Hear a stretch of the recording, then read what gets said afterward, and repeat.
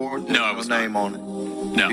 Do you know the author? I do. You do. And how would you estimate that madam or gentleman, the author? The person is a current or former U.S. government employee. And it states here that this is the public version of the author's report. Yes. So where might one find the non-public version of the author's report? I don't know the answer to that. Would that be with the Department of Defense? I don't know.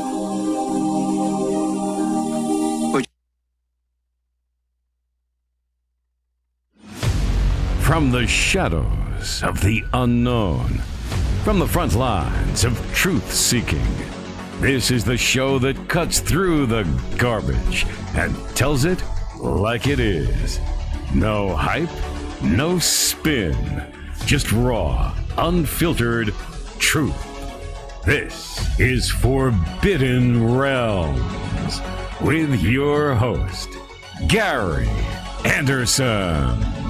And yeah, Gary is back, and he's taking no prisoners. I have no place to put him. I got him in my closet. I got him in everywhere. JC, did you hear about the guy in, I think, Philadelphia that had 100 skeletons from human, adult size all the way to baby size in his house? No, I didn't, but I know you mentioned something about it earlier, and it brought me back to that one mortician they found in the kind of same scenario. It was in his house, but no, it's a fascinating story. It's scary, I'll tell you that. It is. He was going to cemeteries and digging up bodies. Yeah, that's an unusual hobby. It's a hobby I wouldn't want to get into. Yeah, me either. Well, tonight we're going to have a great show. We got Stan Deyo on. You might remember him being on Art Bell's show a lot. And tonight we're going to talk about UFOs, anti-gravity machines, and so much more. So let's find out some information here about Stan. So here it is. Stan Deyo has held above top secret security clearance and worked undercover for the FBI.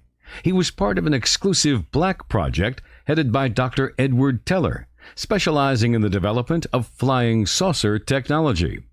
As an autodidact polymath, Stan's diverse background encompasses computer programmer and senior systems analyst, research physicist, both formally and self-educated, marine architect, self-educated, advanced propulsions engineer for marine, air, and spacecraft, author of 3 books and 6 scientific papers, partner in Deyo Enterprises, LLC, website hosting, book publishing, and distribution company for the last 38 years, amateur archaeologist in the Middle East, knew the real Indy Jones and explored his digs near the Wadi HaKippah in the Qumran, Israel, discoverer of the biblical Garden of Eden in Tanzania, May of 2014, discoverer of Atlantis, May of 2016, TV documentary television host for several shows on Tesla, Eye of the Storm, and a series of 3 highly rated shows on Channel 9 in Perth, UFOs Are Here, UFOs, Deyo and You, and UFOs Are Back. University lecturer in 3D computer animation and graphic art. Bible student in English, Hebrew, and Koine Greek. Stan Deyo has done public lectures on world events, on topics including the coming global economic collapse, developing solar-related crises in Earth's climate, the UFO, deception and its real intent, suppression of badly needed technologies, the destruction of America by civil war, followed by foreign invasion, his discovery of the biblical Garden of Eden, his discovery of Atlantis, his discovery of the great Kadapa asteroid, and the candidates for Antichrist and the first beast of Revelations 13. Currently, Stan is A, working on a Tesla-based energy system similar to that of Dr. T. Henry Moray. B, several novel air and marine propulsion projects. C, giving many radio interviews. And D, writing his second paper in a series of 3 on the inertial nature of gravity, with many graphic illustrations which show the layered shells nature of moons, planets, stars, galaxies, and even galactic clusters, which addresses the hollow Earth. Well, Stan, welcome back to the show. It's been a while since you've been on, and I got to ask you a question. Did you ever have time to play golf? Miniature golf, I think, at a birthday party. That's about it. Wow, your resume is about the biggest I've seen. You accomplished a lot.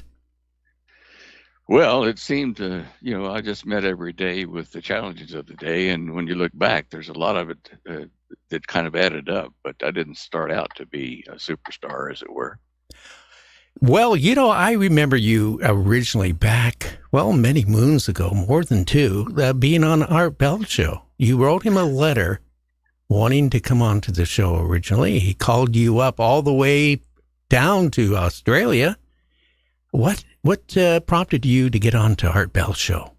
Well, internet was just coming to its own. There were not many of us had internet, but I was using something like Telnet or something like that to get up on the internet at those days. But anyway, my brother, my younger brother Glenn, he's a surgeon over in Maine.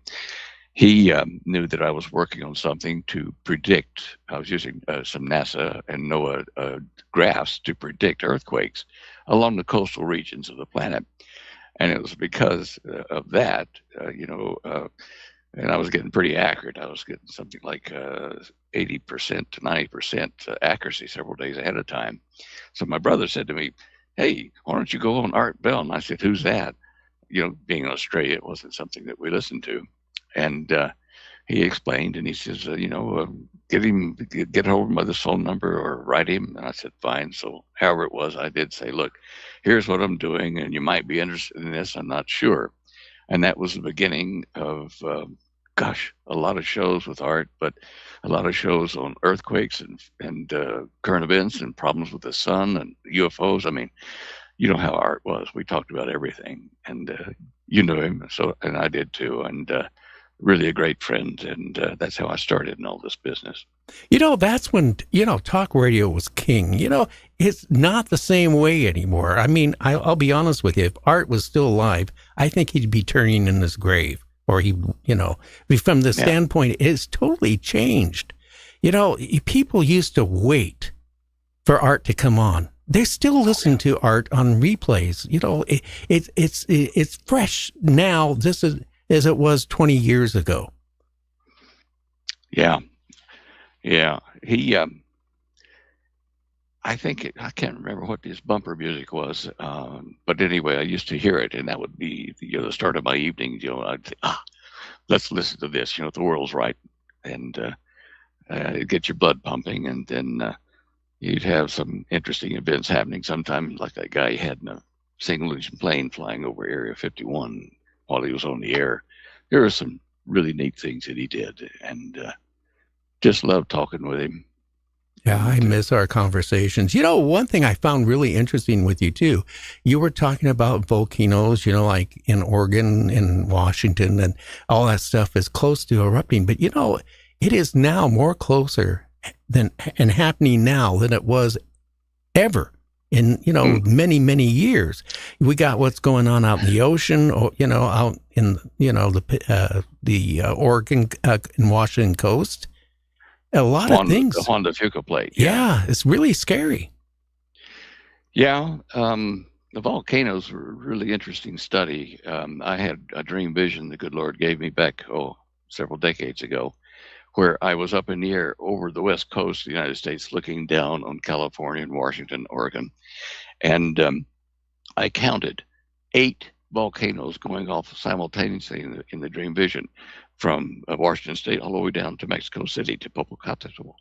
And the up in the Oregon, Washington area, the ash was so wet that the roads were slippery, and people were sliding off, trying to get out of the west coast over to safety in the eastern part of the range. And I saw my brother in his car sliding off with a family in the dream vision, which I relayed to him because he was at SeaTac at the time. And a couple of years went by, and he had to think about it, and he got offered a job over in Maine at a hospital, and off he went. And so I'm so glad, because I see it starting to happen now. Yeah, I remember when Mount St. Helens went. what it did as far as Seattle, Kelso, Cowlitz County in Washington, around Portland, Vancouver. I mean, you couldn't even drive the roads for a couple of days because it looked like snow, like a foot, 2 feet of all the ash. Yeah. Yeah, you don't want that to happen again at Yellowstone because the range of that, if it goes, would be probably 600 to 700 mile radius from around Yellowstone. I just the SeaTac area is going to be a major event when it starts, and it's going to, I'm pretty sure, trigger the San Joaquin Valley or the one what do you call it, the major fault line there through California. Plates. Yeah, and that's going to cause several earthquakes of serious magnitude. And I think over a period of months or years, it will eventually break California up into islands. Not all at once, but I think it will occur as a product of what is happening. And I think the sun is playing a big part in that.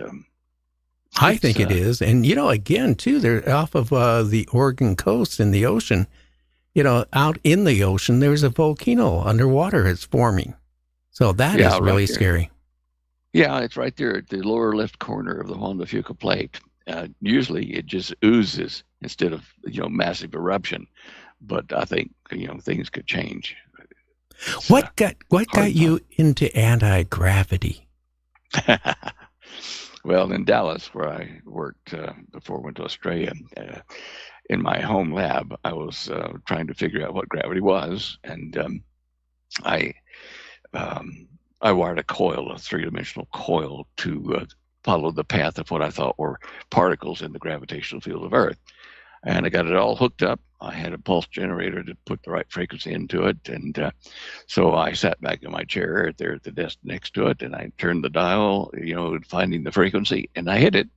And as I did, the room was, I felt the room move. And it's probably something in my mind, but the light of everything in front of me, the doorway, the light, the wall, everything bent toward me like it was on cellophane and got pulled my direction. It stretched.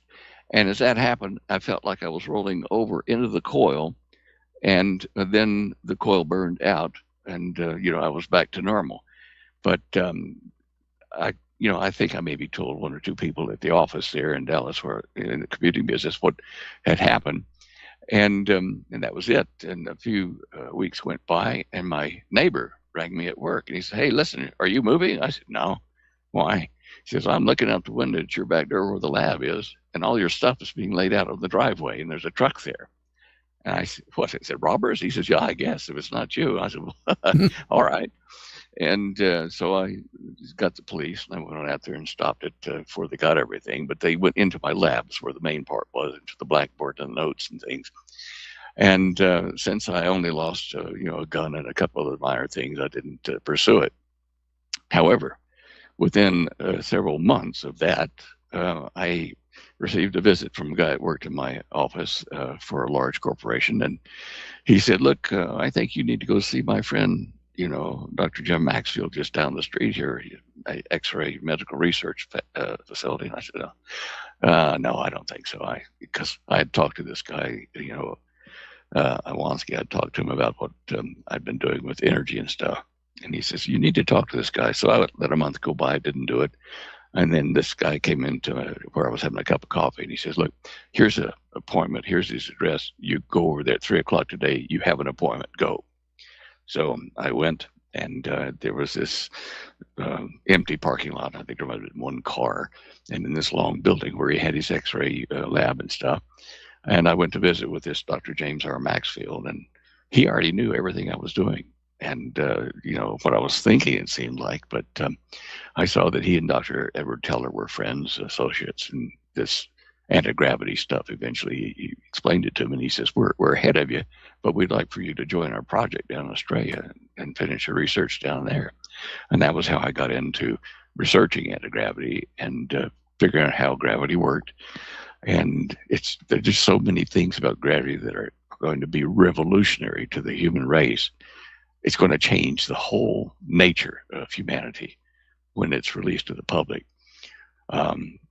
although I was recruited to join Dr. Teller's crowd down there, eventually I was writing a paper for one of the directors, and I said, we need to turn this stuff out to the public. We need to turn anti-gravity and the other attendant sciences that go with it out so we can help the poorer nations grow food, convert water out of the air, give them free energy, and, save a lot of mankind. Well, that wasn't a popular opinion around the office, and Sir John, my controller down there, saw to it that I exited the building and the project. They just disavowed knowledge of me and everything. So trying to tell the truth to the people, like disclosures, trying to do now, UFO disclosure is going to handle anti-gravity, wasn't a popular thing because it was going to bite into the global plan they had for the use of power globally. And they wanted to keep everybody on petroleum or fossil fuels until they had control of the industries that make electric cars and electric everything. And like Elon Musk, they were going to have electric cars without batteries, just using an electric a gravity converter that fits in the car, and you have power wherever you are, whenever you are. So that's how I stumbled upon it and how I got put into the project down in Australia. And once I disagreed with what they were doing and they kicked me out, they made it difficult for me to get work and tried to kill me twice. And what way Stan, did they try to kill you? Well, the first one was when I left Melbourne. I sneaked away from there because I was in fear of my life already from what they were doing. And I hooked up with some hippies, and we were traveling across the country in this 2 or 3 car caravan. And we went out in the desert, the other side of Adelaide, between Adelaide and Perth in the Nullarbor Plains. It's a very desert-like area. And one night, after we'd been out there a couple of days, we were sitting by the campfire, and we saw this light coming way, way off, from Adelaide in our direction. And, we weren't sitting on the road. We were off the road, but this light came along. There's a car, and it turned off and came right to our campfire. And says, "Oh, look, hi, can I sit by your fire?" And we said, "Sure." And this guy looked like Oddjob from the James Bond movies. He was really physically tough-looking guy. And he sat down by me instead of the other people sitting around the fire. And after we'd been chatting a while and, had a cup of coffee and tea in some cases, he leaned over and put his mouth next to my ear, and he said, he called me by my real name because I was traveling under an assumed name with Noah Davidson at the time. And he said, look, Stan, I know who you are. I know your name. I've been sent here to kill you. Wow. Well, that's a real conversation stopper because we didn't have guns or any protection. And this guy could squash me with his little finger, I'm sure. And but he said, "Don't worry about it. I've had a chance to talk to you, and I understand you. And I'm going to say that I couldn't find you. I'm going to go on to Perth tonight. And, goodbye and good luck." Okay, that was time number one. He's a Jesuit monk, I guess you'd say, but he was a hitman. And good combination, I'll tell you that. Well, yeah, last rites, I'm going to kill you. No, but anyway, I went on to Perth eventually, and then I'd been there. Hold on now. Before they tried over in Melbourne. They approached me after I'd been kicked out of the organization, and they said, "Look, we're going to fund your research in energy, where you're using the Moray, device, and we pretty sure it would work better if you could drop your antenna straight down from the surface down several thousand feet into the earth." I said, "Well, I suppose it would." And they said, "Well, look, we happen to have an old gold mine out here in Victoria and at Miners Rest, and we can put you down there with your instrument package and your equipment, and you can work down there. You just don't need to tell anybody what you're doing and keep that quiet, and we'll supply what you need down there." And I said, "Well, how, I'm going to be at the bottom of a 2,000-foot well or mine, and you're the only ones that know I'm there. I can't tell anybody. That doesn't sound like a terribly clever thing." I'm talking to people that had kicked me out because I wanted to share some of this with the public. Anyway, they did this after they'd plied me with wine over a lunch, kind of like the mafia would give you your last meal with wine and spaghetti and whatever. And I was not boozed enough to not see what they were doing. And so I said, okay, when do you want to talk about this? They set a date a couple of weeks away, and I'd been preparing for leaving, the state anyway. And so I got my friends, and at midnight that night, we sneaked out the back of where we were staying, and drove all night to Adelaide, and then disappeared into Adelaide for a while. I grew this beard and a long ponytail and wore sunglasses that you couldn't see through. And I'd been advised on how to disappear at that time by a former intelligence officer for the Australian government who was a friend of mine. And so I followed his direction and disappeared. Now, I couldn't do it today because of all the monitors and people's cameras around and all that kind of stuff. But in those days, what he told me worked, and I was able to just disappear. I could walk down the street, and people would think, oh, look at that hippie with those terrible rags on him and, long hair. They wouldn't see, a guy that's a scientist and going to, ruin the world with his secret of gravity and energy. But anyway. Well, Stan, they just didn't want things to come out. My dad was an electronic engineer, and he worked for Boeing's, and he was developing some of the electronic technology when they were working on the super transport before it got canceled. But he also was a tinkerer and an inventor. And he actually at one time invented where he could run water mixed with fuel. And he actually got more horsepower. And he was going around bragging about it, writing to companies, saying this is what his device does and all that. One day, 2 guys came, government guys. And whatever they said to my dad just basically tossed everything in the garbage, never talked about it again, never experimented about it again. And he was terrified. It changed him.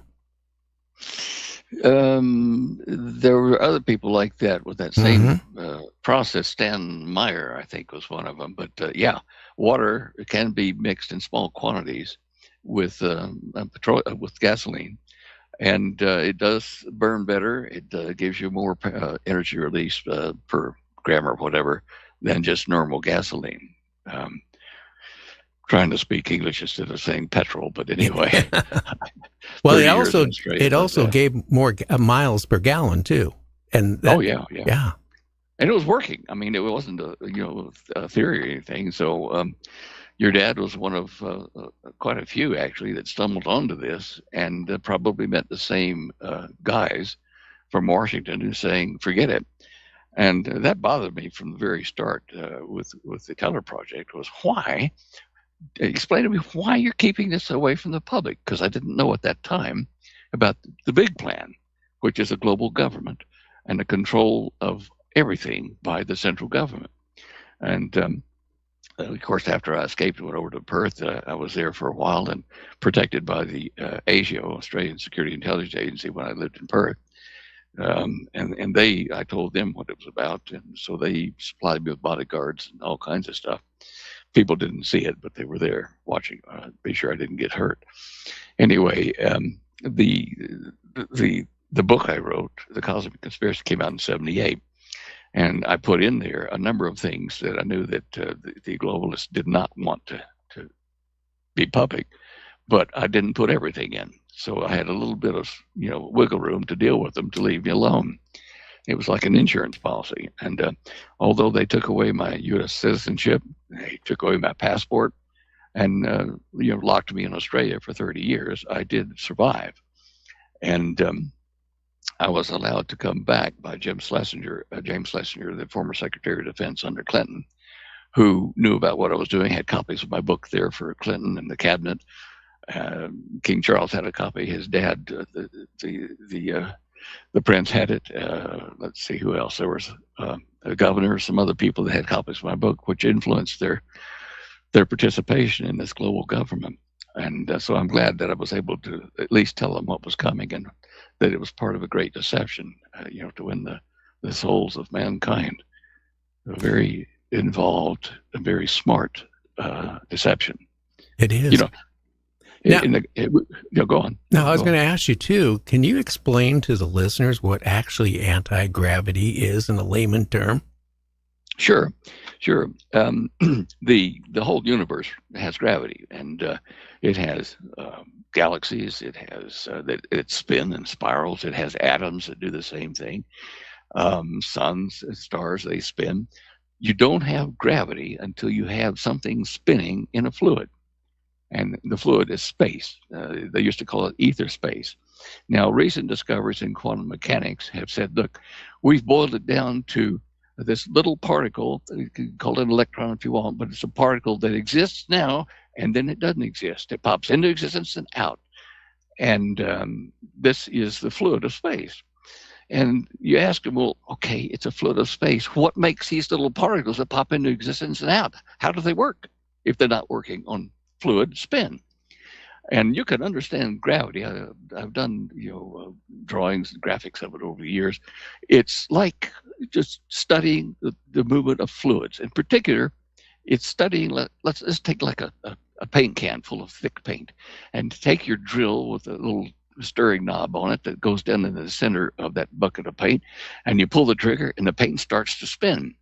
And if you do the trigger pull just right, the wave coming out from the paddle that's spinning, it will go out and hit the edge of the paint can and bounce back.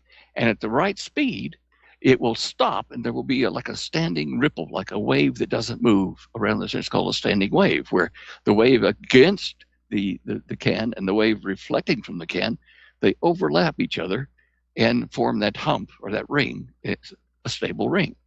Now, gravity occurs when you take, let's say, a very small, lightweight piece of, I don't know, tea or paper or whatever, put it in that paint bucket, put it over close to the edge of the bucket while it's running, and you'll see that that piece of paper will gravitate. It will move toward that standing wave. It's being carried over by a wave you can't see. And if you take it over into the center of the spinning paint and let go of it, it will gravitate back out to that ring. Its stable point is where the motion of the rings formed by that spinning device that serves the paint, where the waves meet and complement each other and form an orbit, if you wish, a stable orbit around the spinning paint. So gravity is really not a one-directional force. It's the sum of waves diverging from a spinning place like the Earth's core, and the waves reflecting back in this fluid of space. Where they overlap, it forms a stable layer. And in our case, we're standing on the top of one of these layers. And if you drill down deep enough in the Earth toward the core, you're going to find that your gravity goes to zero at a certain point, and then the further down you go, it reverses, and your feet are pointing up toward the surface of the Earth. It's all due to spin. Now, I've done this on my website at standeyo.com, and you poke on a button up on the right that says Show Images, and you get over there, and I show you animations, drawings, explanations, so you can see how gravity forms. I've performed it with Coca-Cola in a 2-liter bottle. I've performed it in a clear container where I use that paint stirrer, and I put pepper and I put sand in it, and I showed how they separate like you do on the Earth by their density. It's not magic.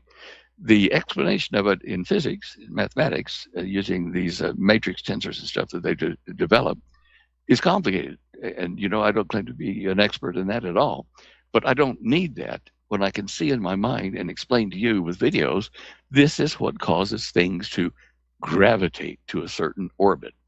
And in our solar system, gravity has several orbits that are stable, and they're not all occupied. I have the equation. I have developed that, and I've drawn it in 3D pictures for people, where an orbit can be occupied, but it's not always occupied. Venus probably was out in a stable orbit somewhere out near Jupiter, and it got hit by an incoming comet, and or some mass anyway, and it got bounced out of its orbit down into where it is now, which is between us and Mercury. Anyway, it spins backwards to what it should. All of our planets normally spin, around their orbit like that, facing in the orbit. But Venus spins backwards slowly, but it's starting to slow down now as it's trying to stabilize in that stable orbit for the fluid that forms around and throughout Venus starts to normalize to the motion of the fluid in that ring. As a result, you're going to see, over the ensuing future few years, decades, that Venus will slow down. It will start to throw junk off, like small moons off of its surface, as it stops its current spin backwards and normalizes going forward, and then everything will pull back in and fall back onto the surface of Venus. That's interesting. Wow. I hope I'm making that clear. I mean, the drawings make it even clearer in the videos and stuff. Now, again, anti-gravity technology, are we being lied about it? I mean, if you really look at it, like UFOs and all that stuff, isn't that one way they could travel? Yes. Let me tell you how they work. This is really quite cool. They claim on the government places and say we don't know how they work. Gravity is a mystery. They must have some magic, whatever. The magic is this: you build a vortex, a spin in space, and you do that with 3 coils wrapped around a core of iron, let's say, that has a bite out of it, a gap. And you put 2 coils wrapped around that, as I show, in fact, in my show images page. I'll see if I can bring it up while I'm talking to you. And then a coil down the middle on a vertical rod. Connecting all those in series and pulsing a direct current in that, you could store energy in the form of a current flowing through these coils and twisting atoms inside this core with the gap in it. And you could store it by saying, all right, I'm going to pulse this. Normally, when you pulse into a coil, just a single coil, around, say, an iron rod, and then you turn the current off, there will be a back EMF. It will flash back at you. A high voltage will return when you turn it off. So this is a problem. You don't want back EMF. They put capacitors and things on things like that to minimize the flashback. So I said, why are we doing this? Why don't we roll the back EMF from one to another coil at right angles to it, to another coil at right angles to both of them, so that we cause the atoms to do a complete 360 and store the energy by spinning faster. Now, when you do that, it alters the rate of time passage in the center of your coils, because you are storing this energy in layers, like onion layers, around the vortex of all these 3 coils. In fact, I laugh about it, but the movie Back to the Future had a flux capacitor that was their magic thing. Mm-hmm. What are we looking at here when I'm telling you about stacking magnetic fields, which are flux, and it stores moving current? And that makes a flux capacitor. Now, Michael Faraday, that was kind of the grandfather of all this stuff about magnetism and, direct current and all that kind of stuff, he said there has to be an equivalent in dynamic electrical flow to static capacitors. He says you have a capacitor, 2 plates, and you store a charge on one of them, and an opposite charge appears on the other, and it's there until you short it out and use the energy. But he says, I'm talking about moving electric currents. He says there has to be a capacitor for that. So by definition, a capacitor for magnetic currents has to be a flux capacitor stored in motion. So it's moving inside the coil and the inductor ring that's there. Are you able to, I'm not sure whether I could, I might have done this, but did you, let's see, I've got a link. I don't know whether you can link it on your computer. Or no, I don't want to take a chance of losing you. Okay, all right. Now, can I share my screen with you? Yeah, you should be able to, yes. Okay, let me just see where I do that on your thing here. View more. Maybe it's in more. Yeah. No. Oh, share. Sorry about that. Okay, let's go over to this. Now, this is on that website I was telling you about, my show images page. That's me there. And very interesting video on anti-gravity there. And what I've done here now, I'm going to explain in this picture here how this time dilates. But the doing of it is this a set of coils right down here in A1. And if I click on that, it tells you how to build an anti-gravity coil with 3 coils, 2 at right angles here and 1 at right angles to both of them going this way. It's the same kind of coil arrangements that the Eldridge used in the Philadelphia experiment. And here's more details of it here for the physical side of things. Very simple.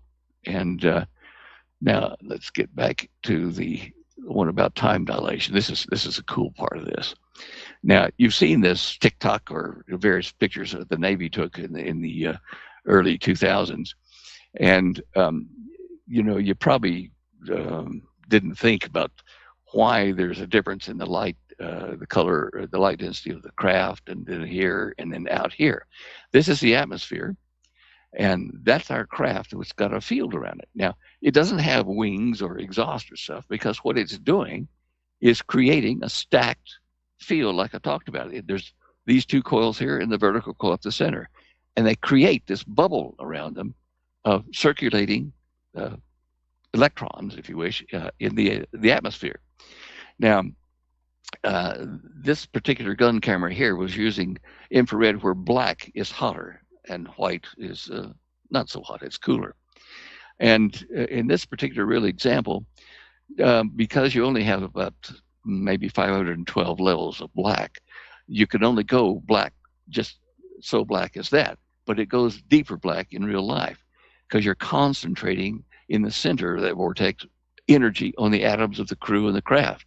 So why, when it moves so fast, why doesn't it collapse? Why doesn't the people inside, die and get torn to pieces? And how can it go so fast? It's like a bumblebee. It flies inside of a field that it creates.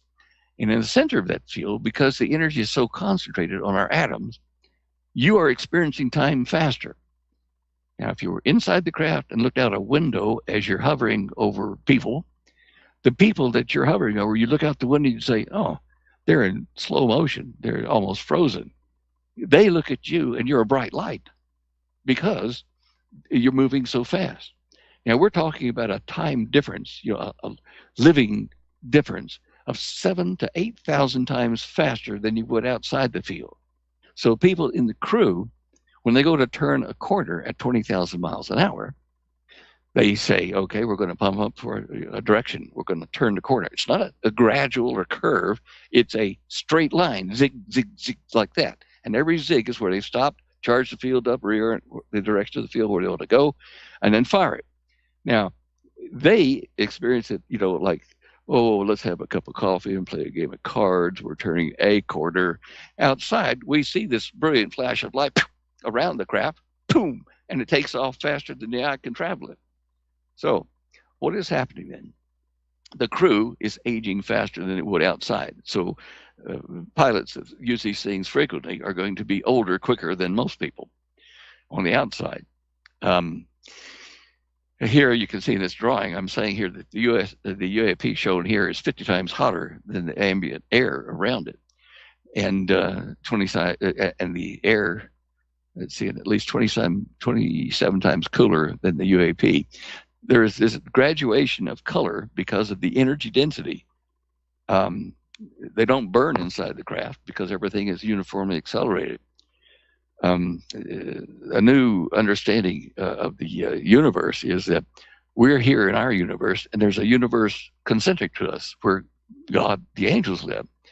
Remember when Jesus was talking to Mary in the garden? She was running up to see him after he was resurrected, and she was going to hug him. And he said, wait, stop. I have not yet ascended. Why? Because he was energizing to raise up and go into the parallel or concentric universe where they live faster. And this is why they live so much faster than we do here, that they can look at Earth and the progress of civilizations, that look to us like thousands of years. To them, it's frozen. It's so slow down there that they have to come down into our energy density and our universe, interact with us to steer humanity in a certain direction. Ezekiel's flaming chariot that he saw coming down over the river Chebar. Ezekiel looked up in the sky and he saw this burning, glistening, bright light coming down, and as it normalized its energy, he could then see it. It wasn't blinding, and he wasn't touching it, but he could see a wheel within a wheel. And I'm telling you, this is the coil structures that you gate from God's universe to ours. The ancient civilizations, the Sumerians, they talk about this, where they built ziggurats so that they had 3 layers to them. The top layer was where the gods landed, and then they discharged and ate a snack that was left there by the people in Samaria. And then after an hour or two, they would come down to the next level and dissipate more energy, and down to the 3rd level, where they could then touch humans without hurting them. The energy difference wouldn't burn humans.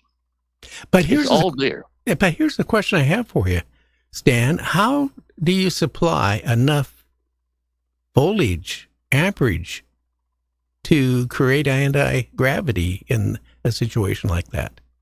You can take a D-cell battery and generate an anti-gravity field. Remember what I said about stacking? Mm-hmm. When you choose the right frequency of direct current frequency for this series of coils you connected together, as you pulse, they stack. They don't go away. The energy is there circulating.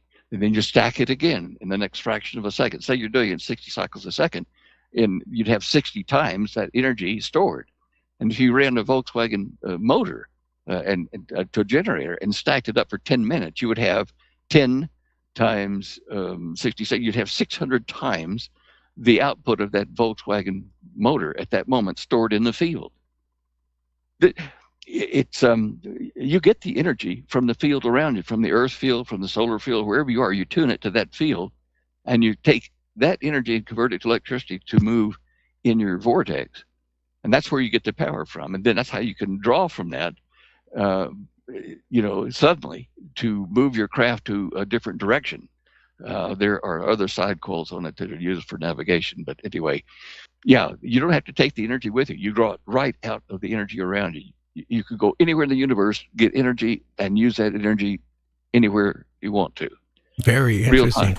Now, let's get you back on the camera. Now, again, have you seen any UFOs, flying discs, UAPs, whatever we're calling them today, up close? No, not up close. The closest I'll take that back. I haven't been in the room, but I've been shown the assembly area in Polaroid photographs, and they're explaining it to me in the project of how they are hooked together, how the coils work. That's how I knew how to do a different version of what I'd built. I've seen one of them at a distance of maybe less than a mile here in Colorado Springs over NORAD. I was there at lunch one day and looked up, and this silvery ball was just floating, right over the base and up and down. And it was a kind of shape that I didn't design. I used saucer designs, and others have used, tic-tac designs. But a spherical thing moving like that has been filmed in war theaters around the last 30, 40 years. And I got to see one, and I was impressed. It was silent, but it was, during the daytime around noon, and you could just see it moving, like it would move and stop, dead stop in the air. You don't do that with aerodynamic systems. This is a gravitic system. There's a lot to learn and share with people. I can't do it in the space of this show, but that's why I generated this. Did I stop sharing? I didn't yet. Sorry. I was waving my hands. You couldn't see. There you are. I was wondering what happened to you. Oh, I'm sorry. I got to talking, and I was leaving that picture up there, and which was not clever. Again, anti-gravity technology, what you're talking about, stacking coils and all that, we've had 2 years ago, Michio Kaku on the show, and he said we're very close to cracking the 5th dimension. And then back about a month and a half ago, I was reading some science journal. It said that we have actually cracked it now for, a billionth of a second. Again, anti-gravity, would that tie into that? Oh, sure. Everything in our reality here is on a base frequency, a set of frequencies, a range of frequencies. And we can port out of here up, or we can port down in energy. To give you another example of that, when there have been reports of ghosts coming into a room, the room gets colder, because these ghosts are coming from a lower energy density shell beneath us. And so when they punch through with a gate into our world, they're colder than us. And we feel that coolness in the room. When an angel comes down in the Bible, they're warm and hot because they're coming from a higher energy density and coming down to normalize at our level. Let me see if I got this here. Yes, okay, I'm going to do this. I'm going to do another share and show you gravity in a fluid. You see it all the time yourself and don't realize it. Let's go here and here and here. Okay, now there's Now, some does water, it create a bubble? a bubble, Yeah, in the example here or in real life? in real life. In real life, it does create a field that is not a perfect bubble, but a slightly flattened one at the top and bottom. To all intents and purposes, at low energy levels, that's a bubble. Now, you can see this here. I've got dark pepper, and I've got white sand, and I've got water, and I'm going to stir it and watch how it settles.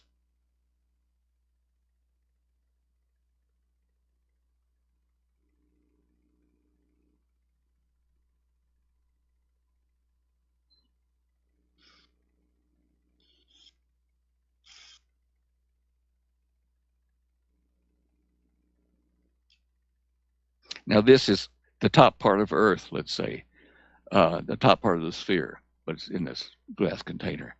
And you see that the sand, the sand which is heavier, settles first, and then the lighter stuff comes up, just like it does on Earth. Our heavier elements are in the center of the planet. Now, then let me stop sharing. There we go. So, let's see here. If I share that, I'm going to show you, if I got a Coke thing, I don't know that that's a separate thing. Okay, let's look at this. And, okay, now, I talked to you about the paint bucket and how that worked. And here's an example of that. Now, what you see here is the divergent wave is where your stir rods, right here in the center, spins the paint out this way and makes ripples. And then it reflects off of the can, the paint can, and makes these ripples, which are at different spacing than the divergent waves. When you put them together, the net result is what we see here when we're stirring the paint, where the reflecting and diverging waves form stable orbits around that spinning rod. For those of you that are curious to try to do this, this is the formula I use to do this. The equations for it, not necessary, but helpful. And here we have a model of the star system, our star system. The sun is spinning here in the middle, and the stable orbits are where we've got Jupiter. Now, purple between Jupiter and Saturn here, that's a stable orbit, but it's not occupied. And you'll see that where these stable waves are, divergent, convergent waves, we can have a planet. And this is a formula for where a planet has to be in our solar system at the current time. And I plot, like in the green, it's the actual orbital distance of a planet is, the green plot. And then the red plot is my plot. And so I predicted that this orbit here for Neptune would be here, but it's out of place here. It's slightly inside of it.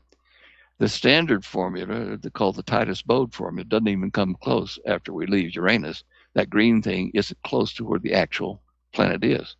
So these two right here led me to believe that we have a foreign object, a massive object in our solar system that is perturbing the orbits of Neptune and Pluto. It's causing the spin here to slightly vary where these two are here. Okay, there's that. There's the formula. You can see that. Okay. You'll notice that galaxies, by the way, have spin. Black holes have spin. All these massive structures out there have spin around the center. And this makes gravity, which creates stable orbits for lots of stars around this Andromeda or whatever it is. There is a center, bright light, and then you have these stable orbits out here, which are arms originally, and they stabilize into circular orbits around these various galaxies. Anyway, not trying to blind you with science, but trying to be as helpful as I can on that anyway. Well, And, do you think that we actually have anti-gravity capability and that we're being lied to about it? Oh, absolutely. Absolutely. No question about it. You know, Gary, it's part of a great deception. And I don't know how much time I've got left to speak for a commercial break here, or how much time we got left. We got about 9 minutes before we have our break. Okay. In the Bible, we are warned about a great deception coming upon mankind before Jesus comes back. Now, great deception is going to affect the entire planet, all religions, everything. To do it, what they're going to do is use this technology that they're not telling us that we've got. They're going to use that to form a fake, landing of Jesus and his angels. And they're going to say that they are a tribe of beings in the upper universe. Jesus was one of them. And they're going to say, we videoed the crucifixion and we can show you the actual crucifixion that we recorded live. And people will be impressed with that. These craft that we're seeing coming in are going to bring more technology than just anti-gravity and speed. They're going to be things that can be used, for electric cars and things like that, but to go through solid objects, to break molecules apart at a molecular level with very little energy. There are just a lot of things in medicine, in food production, whether you have daylight 24 hours a day or not, things like that. Just tremendous advantages to anti-gravity, but we're holding all that back and going to announce it to the public. But from Satan's point of view, he wants to do that first to impersonate Jesus' real return.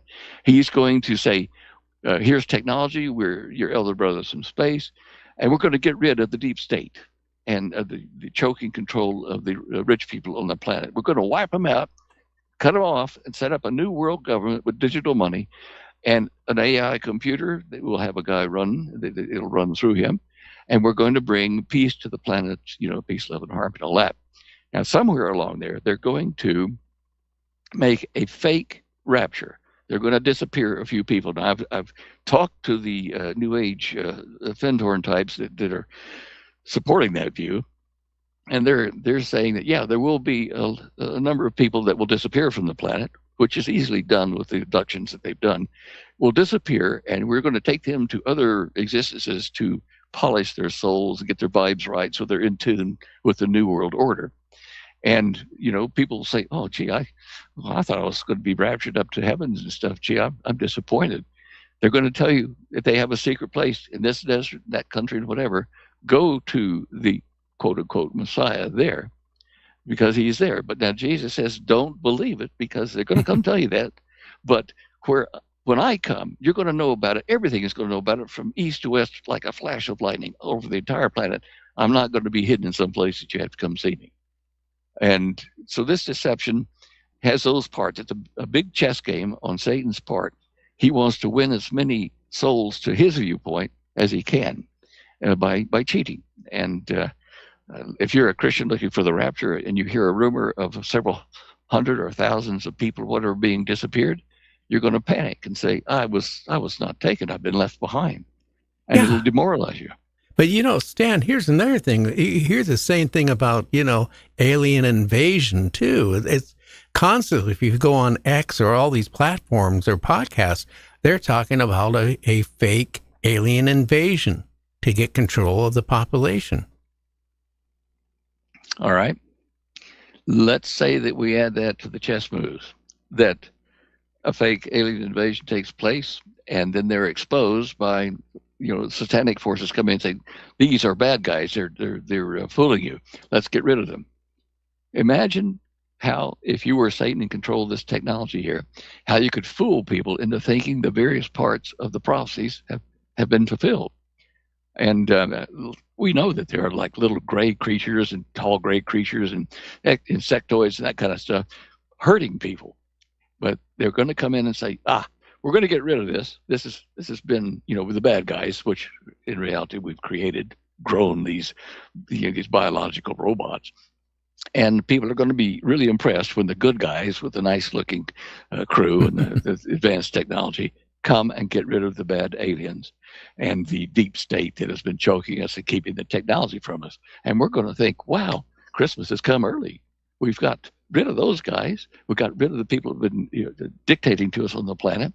And we have a new world. We have a new order, new economy, new energy. And just watch for it. I mean, Christians, if such were possible, would be deceived by this. It's so clever. But Jesus said, you will not be deceived. Christians will not, the elect will not be deceived, because if such were possible, it's not possible. It is impossible for the Christians on the planet at that time to be deceived. Why?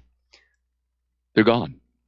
And so at some point in time, they're going to be gone, and the deception will be in play. And I think these things will happen very quickly in order, time-wise. Otherwise, the Christians wouldn't be, panicking, thinking, we didn't get chosen. And we're not going to be fooled, because we're sitting here knowing that this is coming. And so the rapture will occur after the fake rapture and all that stuff happens. When, I don't know, but I'd say that from what we've seen in the press with disclosure and with the state of the planet and the threat of war all over the place, that this must happen very soon to preserve what is. Well, it is really, really scary. Another thing, Stan, you have a computer background way back before I did. I mean, I got into designing computers myself for a while back in the 80s. And I got to know Dr. Wang and worked with him a little bit. But here's the thing about AI right now. I'm really concerned.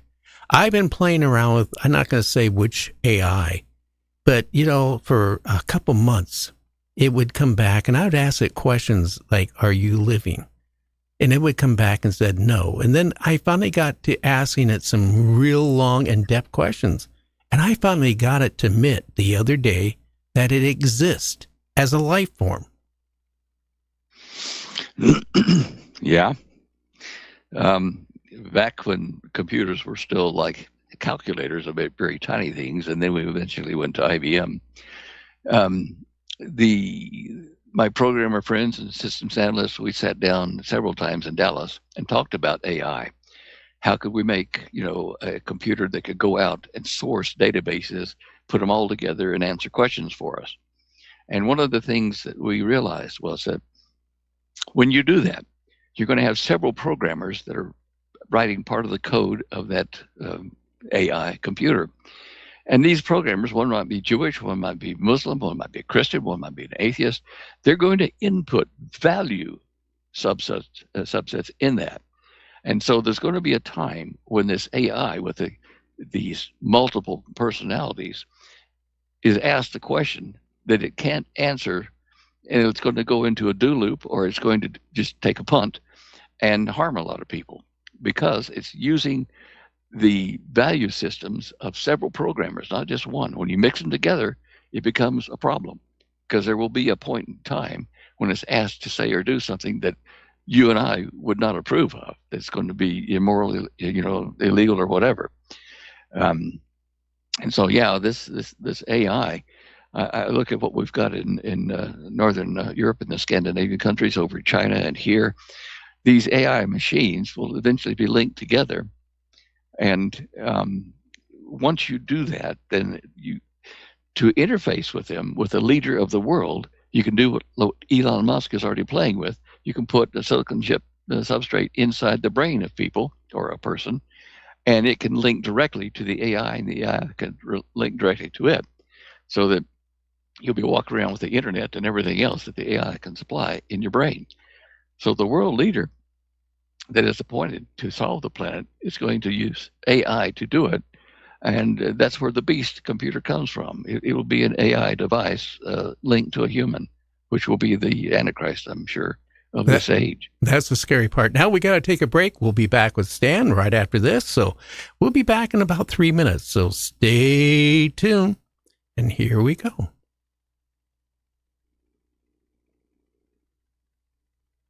Coming up at the top of the hour, our call lines go wide open. Do you have a question for Gary's guest tonight? Don't forget, it's at the top of the hour. When the lines open, dial 1-253-260-5713. Again, that's 1-253-260-5713. Diving into the headlines of the mysterious and unexplained, this is The Unseen News with Guy Ticker, where the extraordinary is just the beginning. Unidentified flying objects continue to make headlines around the world. Here's a quick roundup of 3 countries reporting strange sightings in just the past week. In the United States, a former Air Force fighter pilot says he nearly collided with a glowing rectangular object at 30,000 feet over Wyoming. The craft had no wings, no exhaust, and moved in ways that defied known aircraft behavior. Meanwhile, in Washington, D.C., a star-shaped anomaly appeared on weather radar, sparking brief panic and conspiracy chatter. Officials later attributed it to a likely radar glitch, but some remain unconvinced. Over in Perth, Australia, hundreds of witnesses spotted a bright, fast-moving object zigzagging across the night sky. Social media lit up with videos showing a light that changed direction sharply, something not typical of planes, satellites, or drones. Lastly, in the remote stretches of the Sahara Desert, what looks like a crashed disk was discovered using Google Earth. The object appears half buried in the sand and has reignited speculation about ancient crash sites and government cover-ups. In other news, the witch camps, where hundreds of elderly women are left to die in Ghana, are making headlines yet again. There are hundreds of witch camps. Those are places of refuge for survivors accused of witchcraft. Those who survived either go there after an accusation because they fear for their lives or because they're expelled and rejected by their community. Sources say that, quote, the world is indifferent to these witch camp occupants because, unlike the COVID-19 pandemic, witchcraft accusation does not affect the Western world. Victims are mainly Africans and non-Westerners, and witch persecution in Africa is not a priority. Other insiders noted that this non-interest is a wicked position and disposition that has, until recently, guided the United Nations and other international agencies. Local officials' pleas are getting louder, though. They're imploring that, quote, witchcraft accusation is a wild and destructive phenomenon. The world needs to approach witch persecution in Africa with the urgency that it deserves. All hands must be on deck to make sure witch hunting in Africa is history by 2030. Close quote. As always, whether you're a skeptic or a believer, the skies are staying active, and on the ground, it's just as unsettled as ever. We'll keep watching and reporting on what comes next, so don't touch that dial. Reporting from the Night Dreams Talk Radio Network newsroom, I'm Guy Ticker.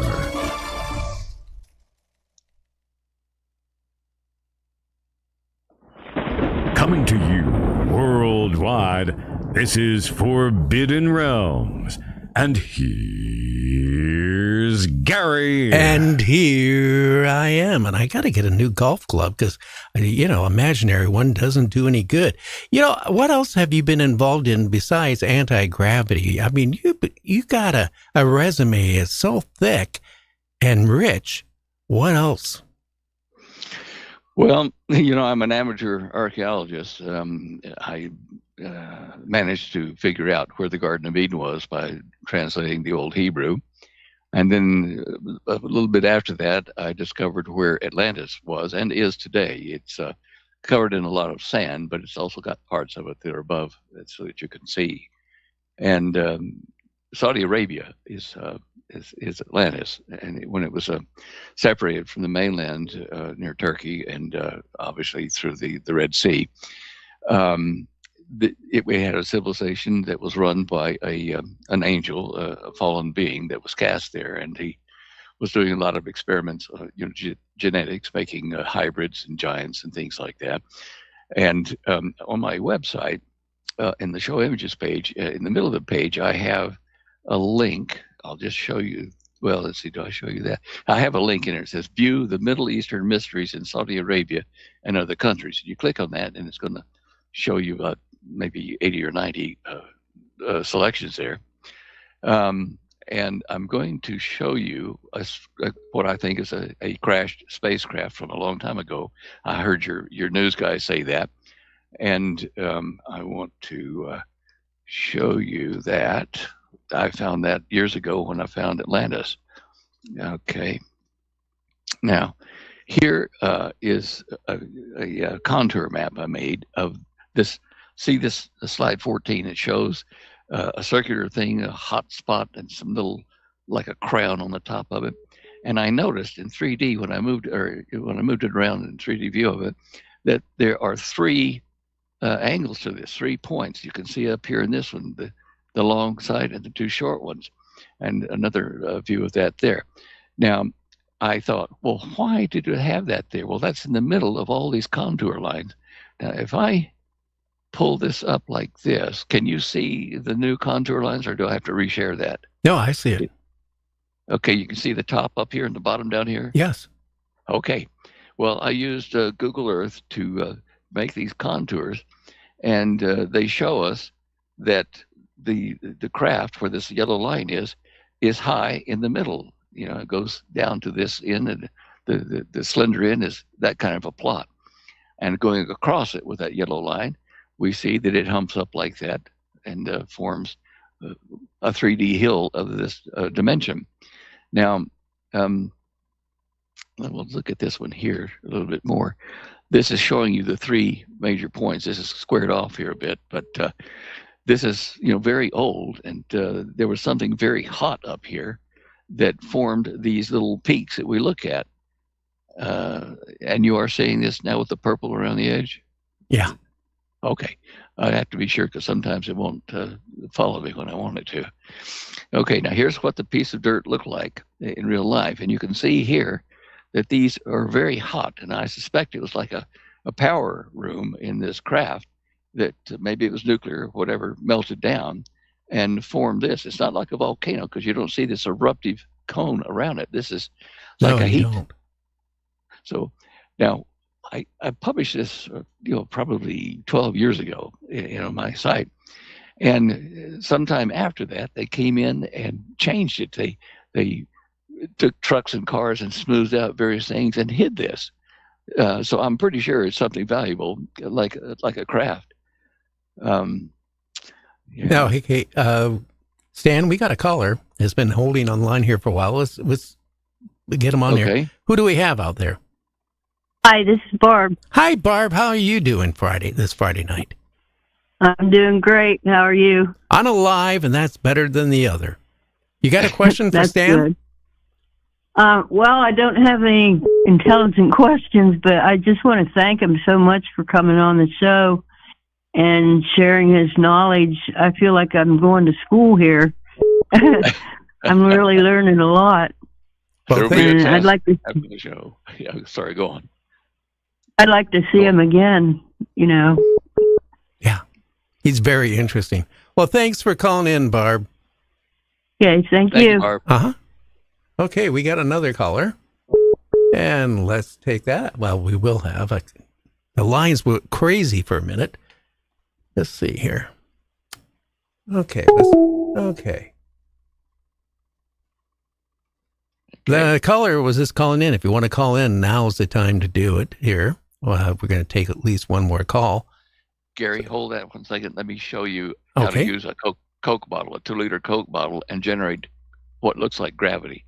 All right, I'm going to reach up here and share this, and done this many times, and it does make planets and moons. All right, here we watch. 2-liter Coke bottle. I've got speakers underneath it on the table vibrating at various frequencies that I can set to generate motion in this Coke bottle. Now watch what happens. See the waves coming out of the center? And we've got a drop of Coca-Cola that popped up on, like a raindrop pops up. And this is stable as long as I keep the current or the frequency going. It's like the planets all hold their shape as long as these vibrations are going through the fluid of space. Here's how I generate it right here. This chaotic frequency to stir up the Coke bottle, and it produces a little planet and a moon. And Very they have interesting. different spins. And not only that, look at this here. This interloper, that little one there, is going to bounce off of these because it's spinning in an opposite direction, up and down and up. And, let me just let you see that one more time. And here it comes somewhere. See it bounce off. These two are hugging, so they're in complementary same spins. And it's really interesting in that we're looking at something floating on the surface of a fluid. And that depression around it is not due to some trapped air particle or whatever. Raindrops do this. They are spinning up and down like this, up and down, and they're spinning at a different rate to the Coke and the surface. And that's why that surface tension forms. It's more in depth and about gravity. If you look at some of the Einstein type equations, are you seeing this video here? Oh, yeah. Okay. Normally I get a line that tells me and I can't see it. But anyway, if you've seen some of these Einstein graphs where they show Earth inside of a dipped space-time thing, like a dish, this is what forms that. This is the reality of what he's talking about. It's not magic formulas. It's spinning so fast that it's the inertia of its spin is causing it to pop up above the surface of this Coke bottle. So That's anyway. very interesting. We got another caller. Who do we have? Hey, you got AC here. Hi, Hi, AC. Gary. How are you doing tonight? Okay. You know, it's fascinating that a lot of I've seen a lot of these UFOs, but there's no propulsion areas where there's like an exit of some kind of fuel or heat coming out of it. But if they're ours or if there's some extraterrestrial, what's your opinion on what is propulsioning these things? Is it the anti-gravity, reverse engineering, reverse polarity that's working on these things, or in regards to Bob Lazar's questioning, saying that he's that he was working on that stuff? Is that true of what we were doing? I met a guy who was working on that. He said he worked at Area 51. He was a missile guiding system engineer. And he told me we were working on reverse engineering, reverse polarity in a whisper. He was a friend of mine that I knew for a long time. So I'll check that out the air. Okay. Thanks, Art. Thank you.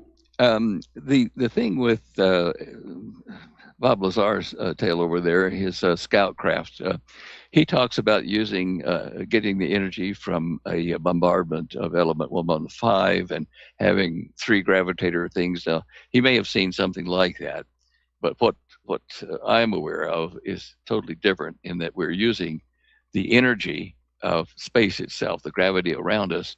We're trapping it inside the craft to generate a field. Now, and you can move with this without causing any disturbance in the air that is lasting.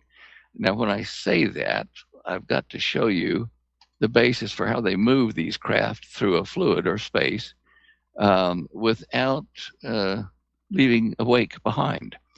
This is a smoke ring. And a smoke ring, you puff it with your cigar or shoot it with an air gun. You shoot this air forward so fast that it bounces off the air in front of it and bends around into a curl like this, all the way down into the middle, where it reverses and comes back out this way and leaves a trail, a column behind it. This is entrainment propulsion. Instead of pushing your way through the air, you are opening up a cavity ahead of you by pulsing like that, and it closes behind you and forms a pressure area. I liken this to the cowboy that comes to town to the bar, to the saloon, and he wants to come into the saloon, but it's packed with other cowboys, and you're right up to the swinging doors. Now he has two options. He can shove through, push his way through the doors into the saloon, and he's going to irritate the heck out of a lot of cowboys that are going to be pushed out of the way and spill their drink and whatever. Or he can say, hey guys, look, I'm over here at the door. Can you just make a hole for me here by the door, and I'll open it and come in without causing compression. And this is a philosophical principle as well as a practical one. Is if you watch a smoke ring, you can bend the air around behind you. You can scoop out a hole. You're breaststroking through the environment. And it is a very efficient way, and it stores energy in the curl itself. So the thing is that you, with the craft, it does that. Now, I want to draw another analogy. Take a large, let's say, super strong tungsten sphere that's hollow, and put another sphere inside of it that leaves a gap of, say, 6 inches or so, and fill that gap with oil. Now, put a guy in a chair inside the inner ball, push that whole thing over the edge of a 50-story building, and let it go down to the ground and bounce. Now, normally, if it were a softer metal, it would break, and you would break too.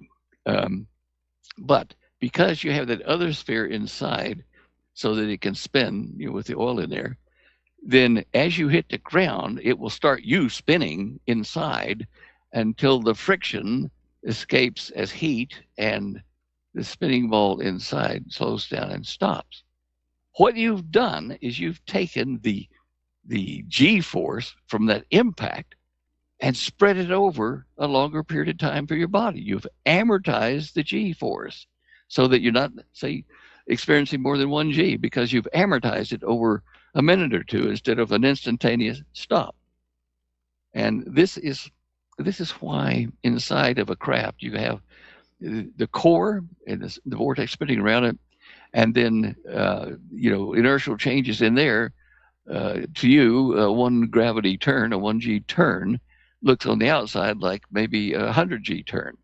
You're experiencing the motion at a different rate than people outside your field. So that's why the people aren't getting liquefied, like for example, on TikTok or TikTok, that the high speed turns. If you were in there biologically, you would be splattered all over the inside of the craft. But what you're saying is, again, that they're not going to experience the same thing. Am I right?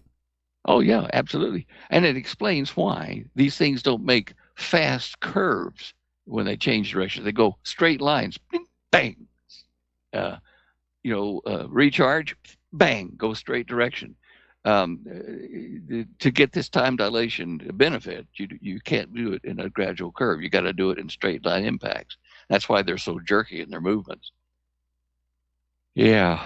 It's I'm just trying to think. I'll give you an example. There was a real UFO abduction thing, or semi-abduction thing, that occurred in Brazil years ago. A patrol of men at night on a Brazilian air base. These are soldiers. They see light come down out there on the outer edge of the base and lands. So they go out in a Jeep, 4 or 5 of them together. They get out, and the sergeant in charge, let's call him Gomez, he says, okay, men, you go that way, and you go that way. Let's go find this thing. We'll meet back here in 15 minutes. So everybody comes back, except Gomez doesn't make it back. And the guy, his men are standing there, where's Gomez? And they have a time to say that, and then out of the brush there, stumbling toward them, comes Gomez. He's grown a 5-day growth of beard. Now, these are military guys that are normally shaved inside. Had a 5-day growth of beard. His watch was at a different time. He was dehydrated. He was disoriented. He had lived 5 days. When he walked up to the craft, he walked into its field, and as he did, time started to alter for him. As he got closer to the center of the field, he was aging faster. And then when he came back out, however he didn't remember enough to tell what happened in the field, but there's no discounting the fact that he had aged 5 days and 15 minutes. Do the sums. Life for him on that particular thing was like thousands of times faster than it was outside. It is a concept that goes along with the sudden turns and high speed velocities, but to generate these high speeds, the field itself does like a smoke ring and scoops out a place in the direction you want to go. It's a what's called an asymmetric propulsion, where you store part of your wake in your entry into the medium, whatever you're going through. This will work in water, work in air and space.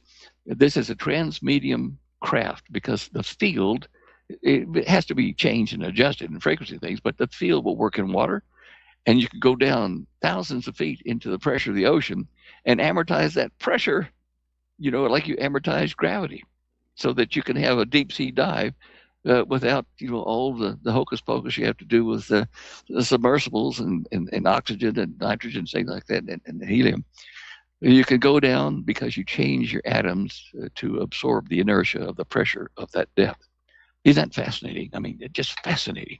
It is. And, again, I don't know how you feel about Bob Lazar's story about, back engineering craft, but I would think a technology to get here would be more anti-gravity than, a nuclear type base. Oh, yeah, definitely. Now, look, some of what Bob Lazar shared, I think is probably correct. And all I'm saying is that I came at it from a different project and back engineering as well.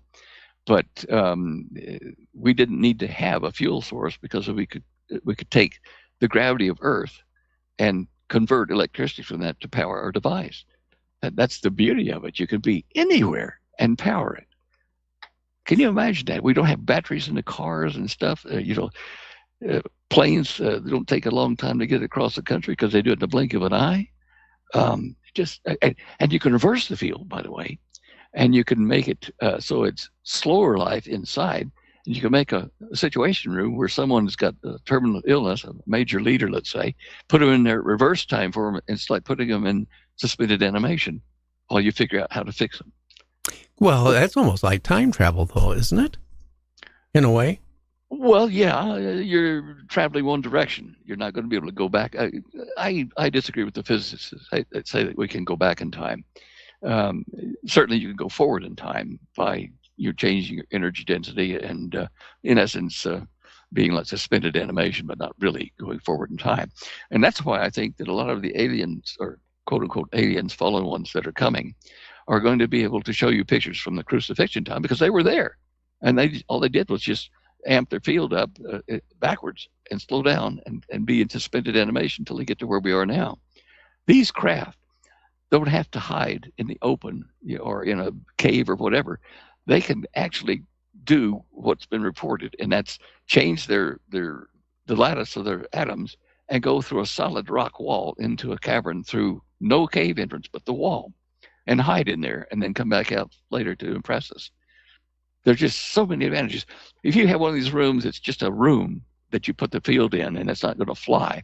Imagine the president and the cabinet get warning that the missiles have been launched from Russia or China or whatever. You want to think of your options? You go into the situation room and you live 7,000 times faster, which means you're going to sit in there with papers and options and say, okay, here, what do we do? Let's plan our moves. Okay, what do we do next? Okay.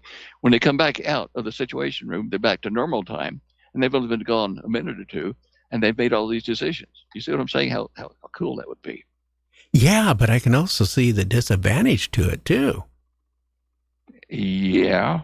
If put it this way, if they put you into a bubble, or that, for example, like you mentioned, a leader is sick, and they're trying to find a cure for him, and it slows down in time while time is still going forward. I mean, yeah, that's kind of scary in a way, isn't it?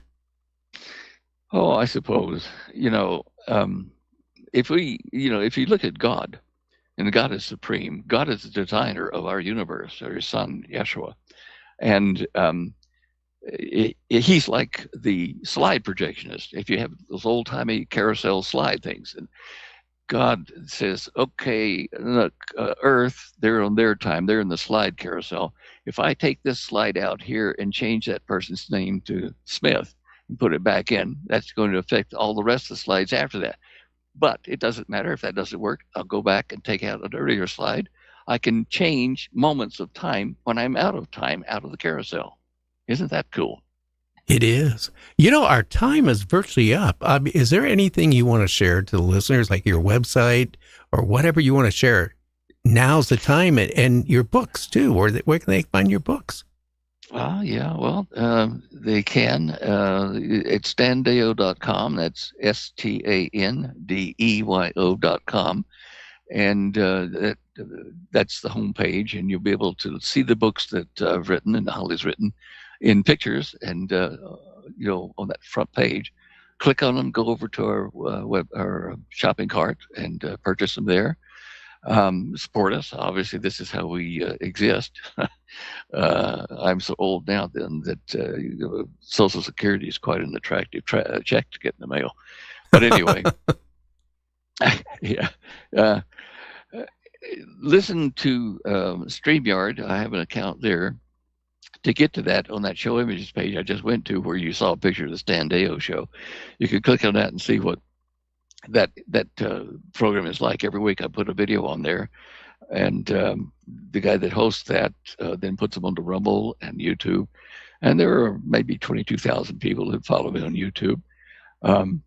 There's just information when it comes out. I record it and put it there on StreamYard, or on what does he call himself? Oh gosh, let me just see here. Anyway, if you click on that link, it's Truth Be Told Radio Network on a StreamYard site. And well, I was watching it today on YouTube.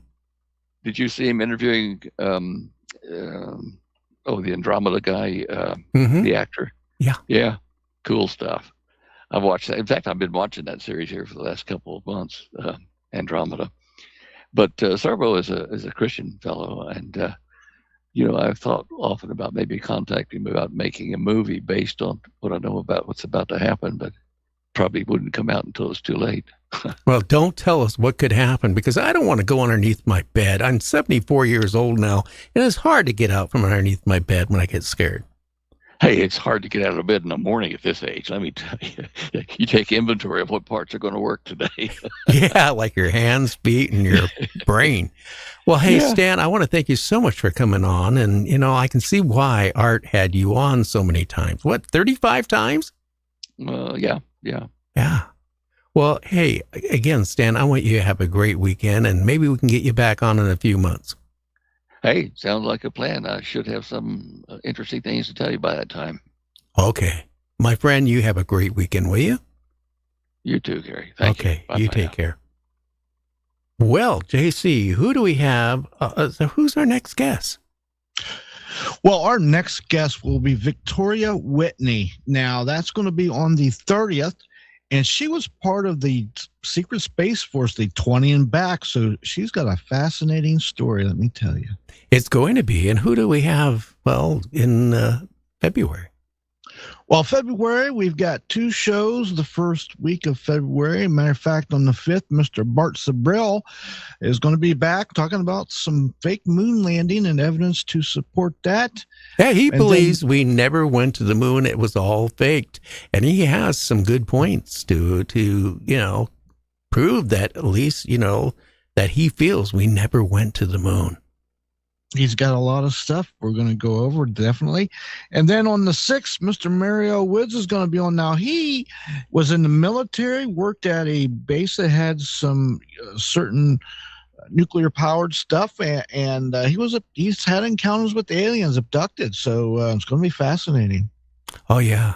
Well, Stan Deyo was really informative tonight. If you really think about, what he was saying, anti-gravity, the concept to it, it's more in depth. When I always would think anti-gravity, I didn't even digest 1/5 what he had to say. Yeah, listen, Stan has got some amazing stuff. And also, he's got a lot of videos and more in-depth details on his website, so you might want to check that out if anybody's inquiring further info. And you might even want to find out about Atlantis, too, because he discovered where it was at. Atlantis, the Garden of Eden, and a few other spots. Yeah, it's amazing. Especially that the Google search that he pulled up reminded me of some of the stuff we used to find. Oh, yeah. I gave up on that because, you find it and then it's gone. Even if you screenshot it, then people come back and say, well, that's been manipulated. That's not real. You made it up. But, I'm telling you, there's a lot of things out there that we're being deceived on. We're not being told the truth. Oh, yeah, definitely. There's a lot of paradigms that they want to keep, they don't want to change because people don't like change. And a lot of it affects a lot of money, people's pockets. And, when that's involved, there's a lot of pushback. And we're supposed to be getting major disclosure on UAPs here in the next week. We'll find out if it happens or not. I've been hearing that now for 50 years. We're going to get disclosure, and it never happens. Wait a minute. I've been here. I first heard that seriously when I was a youngin'. Stanton Friedman on a documentary, I think it was in the early 70s, he actually was the first one I heard say that, believe it or not. But it's been a long time I've been hearing that. Yeah. Well, everybody, I want to thank everybody who tunes in. Again, we're over 420,000 subscribers on our YouTube channel worldwide. And a lot of people don't realize it. It's like when you go watch TV. You sit at your convenience and you watch TV shows. It's the same way with us. Worldwide, people sit down all different time zones and watch the show. And we're growing so fast. And if you can do me a favor, ring that bell, subscribe to the channel, and leave a comment. That is very important for our sponsors. And talking about sponsors, you know what it is? It's time for our sponsors. Hit the hype button, too. Yep. In his latest book, Politics and the Paranormal in Greene County, Pennsylvania, author Kevin Paul details more accounts of high strangeness in rural southwestern Pennsylvania and shows how pop culture and society have polarized, politicized, and dictate how we are expected to understand and interact with the spirit realm. It isn't alleged ETs, strange phenomena, or disclosure that's feared. It's us. Politics and the Paranormal in Greene County, Pennsylvania, by Kevin Paul. Available now on Amazon and at other fine booksellers. Available now on Amazon. Bigfoot Origins, The Search for the Cryptid Homeland by Mike Dupler. This book offers a totally unique perspective never presented before. This is a truly historic revelation. The Bigfoot of North America, the Yowie of Australia, and the Woodwoes or Bigfoot of the British Isles are out-of-place species. How did they get there? Are Bigfoot aliens? Supernatural? Interdimensional? Read about this and more in Bigfoot Origins, Search for the Cryptid Homeland by Mike Dupler. The surprising story of Bigfoot around the world is finally revealed.